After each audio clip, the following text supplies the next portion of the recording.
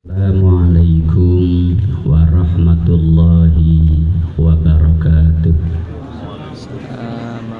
Alhamdulillahi rabbil alamin.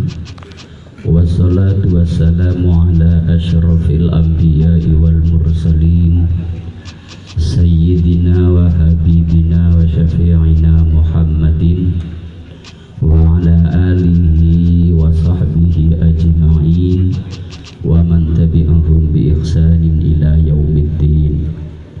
Qala rabbi shrah li sadri wa yassir li amri wahlul 'uqdatam min lisani yafqahu qawli. Amma ba'du.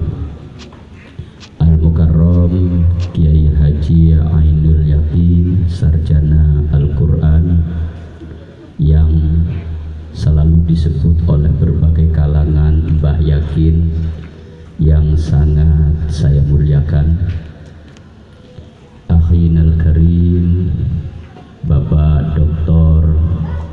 Kiai Haji Amir Maliki Abi Tolha MA, yang sangat saya hormati, moderator Mas Mukhlisi Mas Rukin yang saya hormati, bapak-bapak, ibu-ibu dan adik-adik, saudara-saudara yang berbahagia. Kalau tadi disebut saya ini profesor yang asli, mohon maaf, yang ngurus dari awal sampai akhir turunnya guru besar saya ini adalah Kiai Amir Maliki ini. Yang tidak bisa saya lupakan, ini begini nih, menghati saya nangis ini. Betul, tidak bisa saya lupakan jasa beliau yang saya sudah frustasi itu pengurusan guru besar saya, dan saya sudah pesimis tidak turun, tetapi Ki Amir Maliki itu dengan mengatakan, "Hai, kita kejar, hai, kita ke Jakarta," dan lain sebagainya. Dan ternyata dorongan beliau ini dan kerja beliau ini, akhirnya guru besar saya ini turun. Saya tidak tahu mau membalas apa saya kepada beliau ini. Makanya saya katakan, tidak ada kawan yang paling berjasa dalam kehidupan saya mengejar karir ini, hanya Dr. Kiai Haji Amir Maliki ini. Orang sudah banyak mencaci pada saya, gak bakalan turun guru besarnya Pak Said, wis mentok. Tapi ternyata Allah masih membuka. Mohon maaf Kiai kalau saya menangis ini. Jasa beliau betul-betul tidak bisa saya lupakan. Makanya ketika tadi mengatakan bahwa saya profesor yang asli, hati saya langsung terpukul betul, karena yang menyukseskan guru besar saya adalah Dr. Kiai Haji Amir Maliki ini, dan orang yang paling berjasa dan tidak pernah saya lupakan dalam sejarah perjalanan hidup saya. Hadirin yang saya hormati, kalau dulu orang yang hafal Al-Quran itu diremehkan, banyak orang yang kemudian kalau dimondokkan, kerja apa? Pengangguran. Sekarang ini terjadi pembalikan. Orang itu lagi memburu orang-orang yang hafal Al-Quran. Bahkan di dalam tes profesional, sebagaimana tadi diungkap oleh Kiai Amir Maliki, itu adalah anak-anak yang hafal Al-Quran. Sebuah pengalaman ketika saya menjadi tes calon hakim. Saya ini penguji calon hakim. Ada seorang yang hafal Al-Quran, alumni Mesir. Saya tanya tentang dalil-dalil luar biasa. Ketika saya tanya tentang Undang-Undang Nomor 1 Tahun 74 tentang perkawinan, Undang-Undang Nomor 7 Tahun 89, dan kemudian undang-undang tahun 2004 yang memperbaiki itu, mereka itu tidak tahu dia. Apa yang terjadi ketika saya ngetes itu? Ketika dia pergi dan kemudian saya bersidang dengan hakim tinggi, semuanya sepakat harus diterima anak yang hafal Quran ini. Logikanya taktis, belajar undang-undang. Insya Allah kalau undang-undang nomor 1 tahun 74 dalam waktu 3 hari insya Allah hafal. Keyakinannya undang-undang nomor 7 tahun 89 insya Allah tidak sampai 1 bulan itu hafal. Maka 5 penguji ini kemudian meloloskan anak ini menjadi hakim. Nah, ini yang kita maksud, anak yang hafal Quran tetapi menjadi orang yang profesional. Ketemu lagi dengan hakim tinggi saya nanyakan tentang anak itu ketika dididik dalam waktu 3 bulan sangat luar biasa dan menguasai undang-undang. Maknanya apa? Kalau orang itu sudah belajar Al-Quran dengan program tahfidz, maka menurut saya dengan mudah mereka itu mempelajari ilmu-ilmu yang lain. Makanya saya paling tidak suka kalau kemudian anak hafal Al-Quran ini minder, apalagi yang kemudian hafal Al-Quran pergi pengajian kemudian khotmul Quran disalami cuma 50, 100 ribu. Saya katakan dengan keras, wala tashtaru bi ayatillahi thamanan qalila. Ngapain Anda ini menjual ayat-ayat Al-Quran dengan murah? Anda ini akan menjadi pemikir, Anda ini menjadi orang hebat dan lain sebagainya. Oleh karena itu menurut saya ini adalah momen penting. Yang kedua yang perlu saya sampaikan, era milenial ini berbagai perguruan tinggi sudah mengejar. Bahkan karena kebingungan perguruan tinggi itu, melalui media pengurus wilayah Nahdlatul Ulama, besok Kiai Yakin mengundang Kiai Haji Dr. Kiai Haji Marzuki Mustamar, mungkin nanti bisa ditanyakan. Ada 800 orang yang dipersiapkan untuk mendapatkan beasiswa, dan itu bukan di wilayah Kementerian Agama, bukan di UIN, tapi perguruan tinggi negeri yang di bawah Ristek. Di Malang ada Universitas Brawijaya yang jadi tujuan, ada Universitas Malang, ada Universitas Pembangunan Nasional di Surabaya, ada Universitas Surabaya, ada Universitas Trujoyo. Ini 5 ini dijadikan tempat untuk melanjutkan bagi anak-anak yang hafal Al-Quran. Maka kalau ini tidak diambil, maka sangatlah sedih kita ini. Kemarin hasil tes yang dibutuhkan 800 kiai, ternyata itu yang lolos hanya 350-an. Dan saya yakin anak-anak yang hafal Al-Quran itu semuanya relatif lolos, karena ada 3 kategori, yaitu hufadzul Quran, kemampuan membaca kitab, dan kemudian punya prestasi juara baik dalam berbagai event lomba dan lain sebagainya. Maka menurut saya harus ada media. Ya, yakin ini harus mengantarkan anak-anak ini menjadi bersebaran di berbagai kalangan. Saya malah kurang begitu setuju kalau kemudian ada anak yang alumni Hamalatul Quran, punya kemampuan di dalam bidang tahfidz, punya kemampuan di dalam ilmu pengetahuan, kemudian masuk di UIN, jurusannya adalah agama. Kalau masuk UIN jangan agama, masuk sains dan teknologi. Kalau di berbagai perguruan tinggi yang lain, masuk di kedokteran. Banyak itu di UIN Malang itu yang diterima di kedokteran karena hafal Al-Quran. Bahkan saya pernah ditelepon, ada Pak enggak yang didaftarkan UIN mengambil kedokteran. Jadi sangat diburu. Berbagai perguruan tinggi ini memburu terhadap anak-anak yang hafal Al-Quran. Logikanya taktis. Mereka kalau kemudian menguasai Al-Quran, ilmu yang ada di dalam perguruan tinggi itu dengan mudah dikejar. Makanya sekarang ini program tahfidz, hampir analisis saya ini atau pantauan saya ini kebanyakan tidak mengambil sosial dan agama, tapi kebanyakan mengambil eksak. Dicukir itu rata-rata eksak. Mengapa itu terjadi? Karena anak yang sudah biasa menghafal Al-Quran, maka dengan mudah membaca dan menghafalkan rumus-rumus.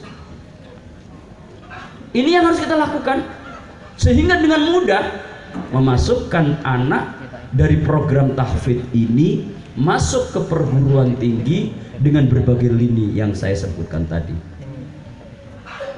Dan ini kompetitif. Ini sekjen saya ini Bapak Matsani Kiai Yakin, ini hampir masuk ke dalam jurang kesesatan karena memasukkan anaknya ke dalam kelompok-kelompok pejuang khilafah. Gimana ini, ada alumni yang hebat kok tidak dimasukkan di tempat alumni, kok malah dicarikan orang lain. Nah, tapi sekarang sudah mau tobat, makanya saya ajak ke sini biar ketemu dengan dia, biar tobat. Mantan sekjen saya dulu ini. Nah, oleh karena itu menurut saya mari kita gagas secara baik bahwa ini adalah tempatnya. Dulu pernah saya katakan, Mbah Yakin ini menurut saya nggak usah dirubah namanya. Jangan disebut kiai, sebut saja Mbah Yakin. Mengapa ini terjadi? Karena ketika saya memondokkan anak, mencari profilnya Mbah Yakin ini bingung.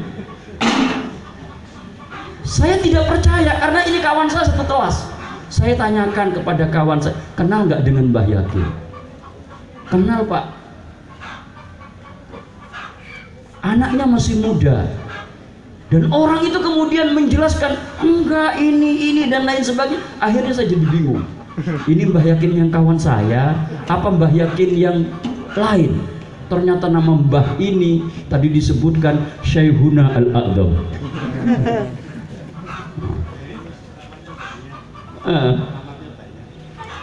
Oh, apalagi itu yang tidak bisa ditiru oleh Ki Amir ini,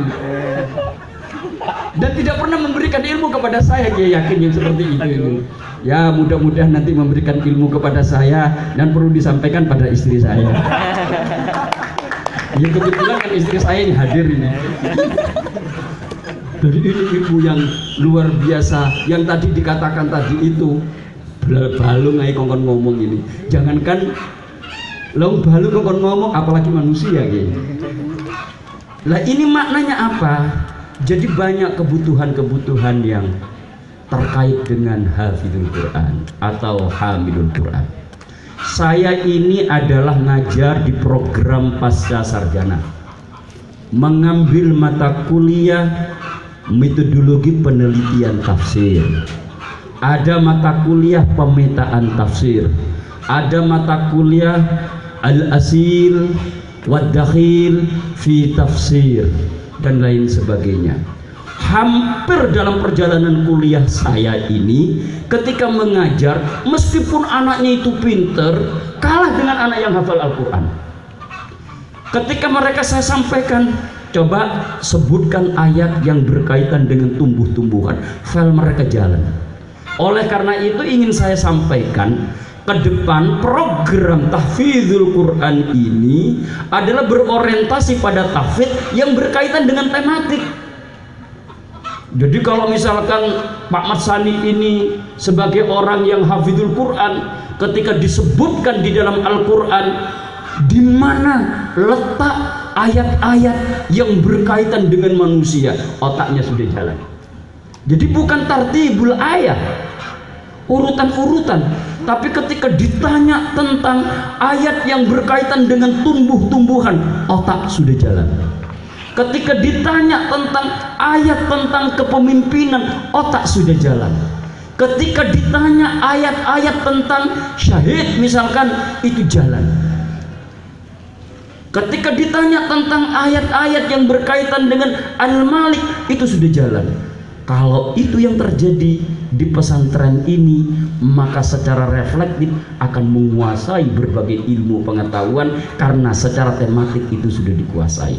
Dan ini saya sampaikan kepada mahasiswa saya, dan ternyata yang menguasai seperti ini adalah anak-anak yang hafal Al-Quran.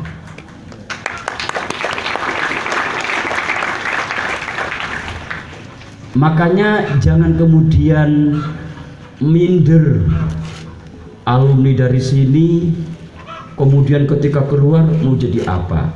Tapi kalau Kiai yakin ini sudah melampaui saya, sudah kerjasama dengan Bapak Profesor Dr. Imam Suprayogo, dan sangat luar biasa. Pak Imam Suprayogo itu datang sendiri ke pondok ini, ya Kiai. Coba bayangkan, seorang profesor rektor UIN Maulana Malik Ibrahim, bukan Kiai Yakin yang datang, tetapi rektornya sendiri yang datang meminta santri-santrinya untuk melanjutkan di UIN Maulana Malik Ibrahim dengan program beasiswa.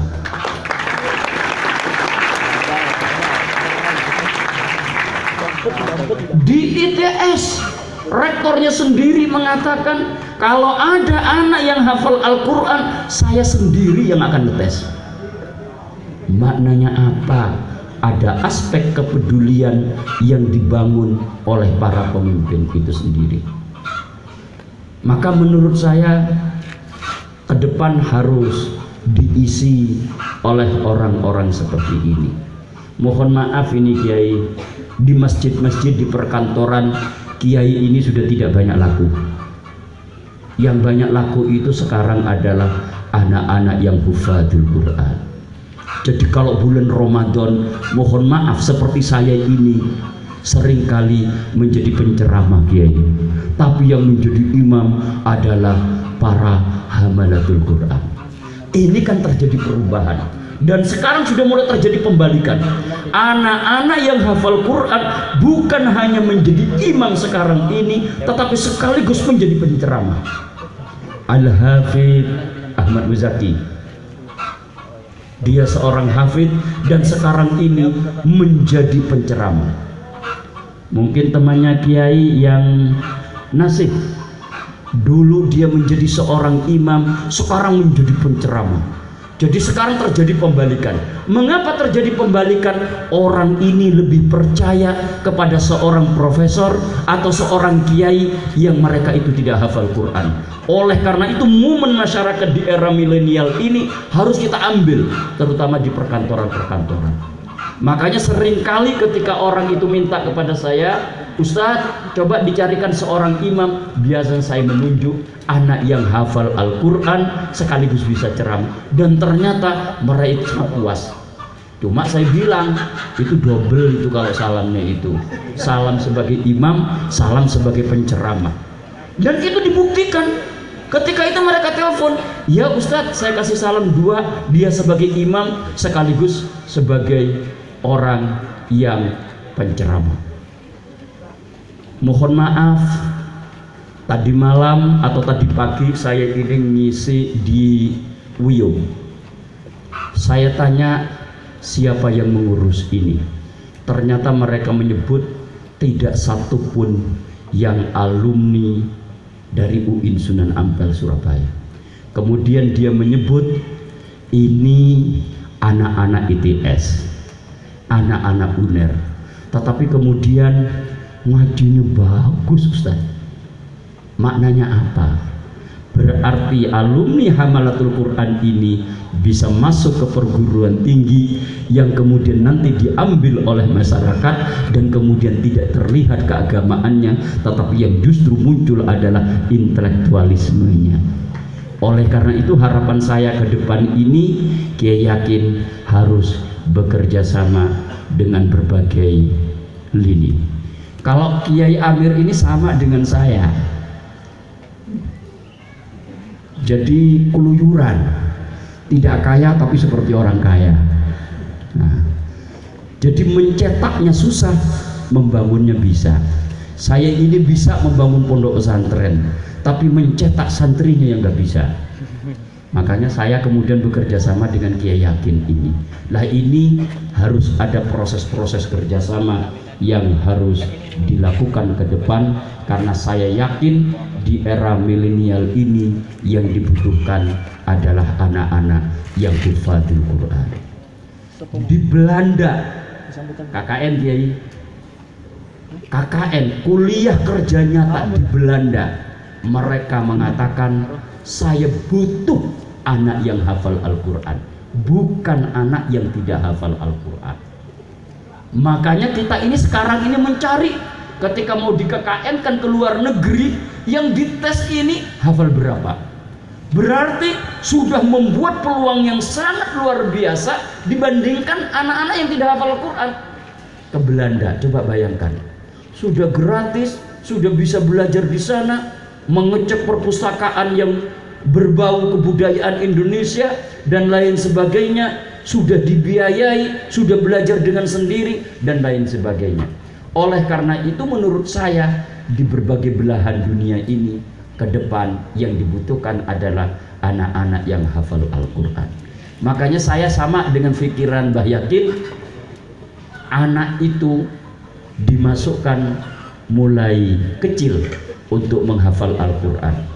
Saya berterima kasih kepada Kiai Yakin karena anak saya taman SD langsung saya masukkan ke sini, dan ternyata umur 12 tahun sudah selesai.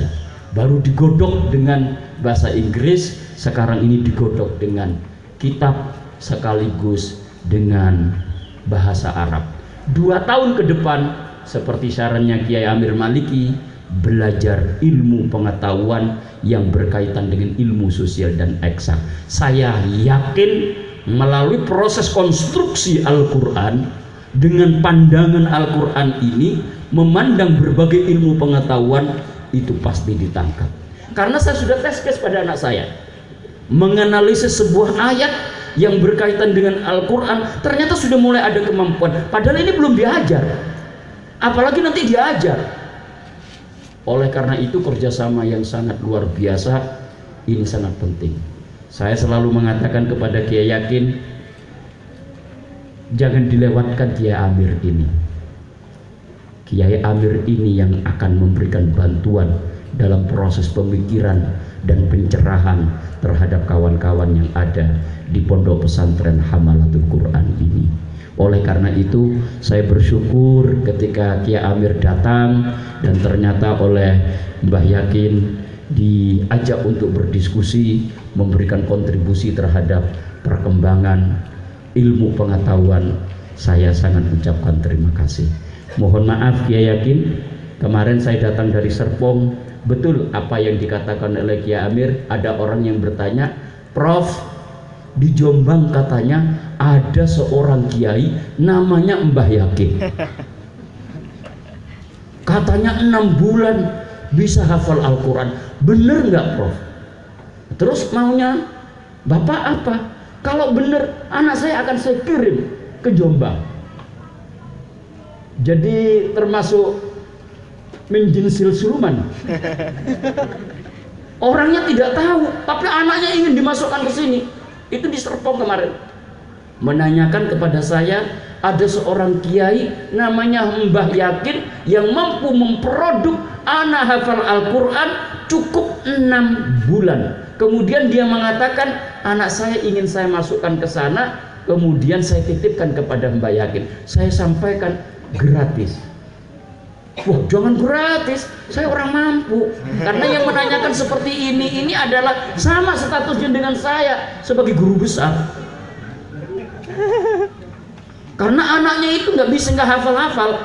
Kata saya, wah kalau diserahkan kepada Mbak Yakin, otaknya pasti terbuka dan langsung hafal. Dan saya sampaikan juga kepada Kiai Matsani, ini sekjen saya ini, ngapain diletakkan di Bogor anaknya, buang pondoknya di Jombang, tempatnya menghafal Al-Quran, kok diletakkan jauh-jauh, 1 tahun diletakkan di sini, insya Allah hafal.